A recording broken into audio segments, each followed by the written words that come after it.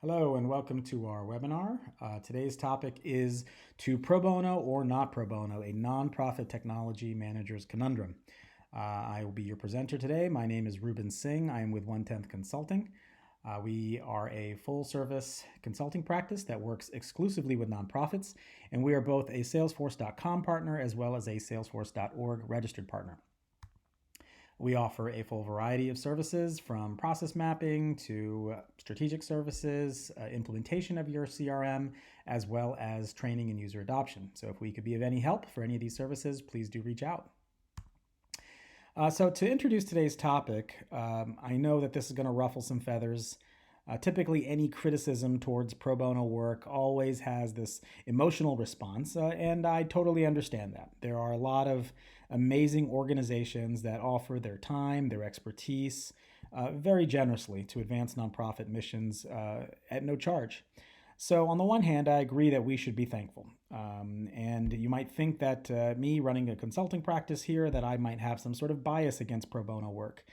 But the truth is, I fully support nonprofits engaging pro bono consultants in their technology projects. In fact, I have been on both sides of it. I have been both a recipient of it as well as a provider of it. And you have to admit that with most nonprofits strapped for cash these days and grant money very tightly restricted, and funding for technology projects are so limited, that free is definitely a very compelling alternative. But I would say that for every pro bono project I've seen run successfully, there's been twice as many complete disasters. In fact, our team here at 1/10 has personally cleaned up a lot of them. And while nonprofits think they may be saving money with the pro bono option, the truth is a project gone wrong can cost twice as much, if not more, to undo and untangle. So to reiterate, I'm all for nonprofits taking on pro bono consultants for their technology efforts, but it should be done intelligently and strategically. And so, in that spirit, I've put together 5 questions that I think every nonprofit technology manager must ask themselves before they embark on a pro bono project. All right, let's jump right in. So, the very first question is, does your pro bono consultant have the right expertise? So let's say you're looking to implement Tableau or Power BI, and your pro bono consultant is an expert in nonprofit analytics. Fantastic, you're all set. Let's say you're looking to refine your high touch fundraising or your major giving strategy, and your consultant is a retired major gift officer. Fantastic, you're in good shape. But if they don't have the right experience, stay away. I would not personally let my plumber tinker with my electrical issues in my house, even if they're willing to do it for free. And that's just my house. So I surely wouldn't take a chance on a non expert trying to solve my nonprofit's problems when it could impact the services we deliver to hundreds or thousands of beneficiaries and those who really depend on our services each day. I know there are many good hearted volunteers who may be experts in a certain technology or they have a lot of experience in the corporate world, but we all know that technology alone does not solve problems, especially in the nonprofit space, nor do corporate successes always translate well to the nonprofit sector. Here at 1/10, despite all the work that we've done in this space, we don't start off any project without a solid understanding of the nonprofit's mission, their strategy, their fundraising methodology, and their specific gift processing practices, because it varies from one nonprofit to the next. And consultants need to understand this. They need to understand the sector, and they need to be applying those lessons and best practices from working with other nonprofits. So I'm clearly very passionate about this because this is where I've seen most pro bono projects go off the rails. Oftentimes, newbies come into the space and they say, "Oh, how hard can this be? You know, it's only nonprofits, it's only fundraising." But those who come in with that attitude often never come back. They're one and done, and they go back to the comfortable corporate world. Because the nonprofit sector, it has its own culture, it has its own terminology, and it's something that folks need to be aware of. So you always ask yourself, does my pro bono consultant have the right expertise? All right. The second one is, do you have a statement of work in place? So the best pro bono projects that I've seen are the ones that are treated just like paid engagements. There's always a statement of work in place. It has clear expectations both for the client and the consultant. It has a defined scope of what needs to be accomplished, timelines, escalation path if things go off track.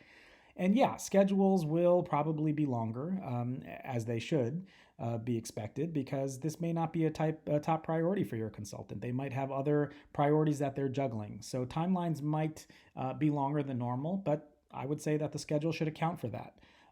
As with any project, a defined scope of work with clear expectations are completely essential, and pro bono projects should be no different. And while the consultant services may be free, don't forget, your time is not.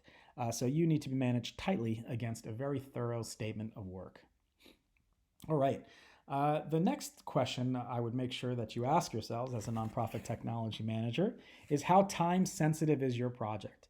As I mentioned, your consultant is likely juggling several projects, and it's inevitable that your pro bono project may fall low on the priority list at some point or another.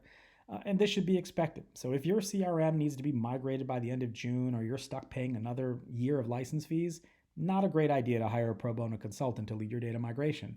But let's say there's a new app or new extension or something you'd like to integrate to your CRM, and it's a project that you've had on the back burner for a while. That might be a perfect fit. All right. The next question I would ask is, how much does the project impact your day-to-day operations? So a good pro bono project is typically on the periphery of your core systems. It might be an add-on, it might be an integration, it might be an enhancement. I would stay away from projects that fundamentally change the way you do business. Let's say you want to introduce a new data model, or you're transitioning CRMs altogether, or you want to integrate with a financial system, or you're replacing your front facing portal to your constituents. These are not things that you can leave hanging in case your consultant needs to reprioritize things for a few weeks or a few months. That's going to leave you high and dry. And what's worse than having no solution sometimes is having a half solution. So a good pro bono project is something that can be paused or stopped without any significant impact to your day-to-day operations. All right. And last but not least, when is enough enough? A very important question. Personally, I've seen too many nonprofits suffer from a combination of all these pitfalls that we discussed above. But the worst pitfall of all is letting these problems fester without any action. And I get it. It can be tough at times. You don't want to be ungrateful for the free services that you're receiving. And oftentimes with these pro bono efforts, there's personal relationships involved. But as I mentioned, your time is not free. And if you're babysitting a poorly planned or poorly executed project that's keeping you away from higher value tasks that your nonprofit needs, you're really hurting your mission and hurting your organization overall. So what I would do is schedule several checkpoints throughout the project to review progress against the statement of work and make go, no-go decisions of moving forward at the end of each meeting. And frankly, this is something you can be very upfront with your consultant and tell them that this is what you're going to do, to have these go, no-go decisions, and at any point you may decide not to proceed with the project anymore. And you should never be afraid to pull the plug if the project is not delivering the value that you expected or in the time that you need it. When hundreds of thousands of dollars are being invested in a project, sometimes millions, I can understand. It might be tough to walk away when things go wrong, and sometimes you just need to see it through. But we shouldn't have that same hesitation with pro bono projects. In fact, ending a project early could be one of the smartest moves that you make.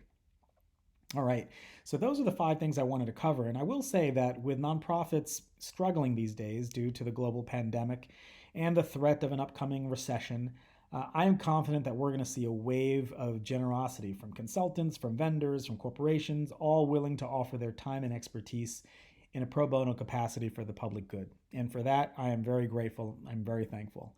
But I ask nonprofits and nonprofit leadership to consider these questions above, to make sure that these projects are smart, they're strategic, and they're setting up your nonprofit for success. So although we have lots of thoughts and opinions about pro bono work, we do from time to time offer pro bono services to very specific situations where we feel that we can be of help. And if we have a good partner to work with in this process, a good nonprofit that is a good fit for our work together. And as part of our commitment to racial justice, we are offering a pro bono project, whether that's strategy or CRM implementation. And we're offering this free of charge to any organization that is committed to racial justice. So if your organization fits this criteria and you'd like to chat with us about what a pro bono project might look like, we'd be happy to discuss. So please do reach out to us. All right.